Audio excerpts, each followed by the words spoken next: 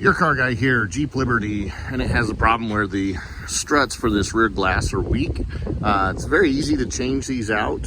The struts are cheap. I got a pair off of Amazon for $17. So what you're gonna do first is right in that little clip there, you're gonna put a screwdriver under it and pry that out. That's gonna let this pop loose. It's the same thing on both ends.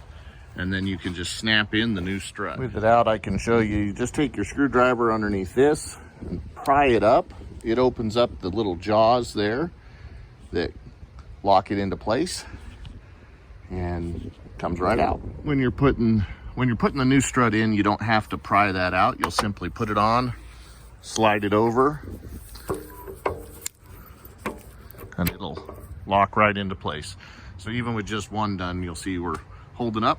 We'll go ahead and pop the ones out on the other side. There it is, job's done. Once you open this up, this should only take you about 3 to 5 minutes.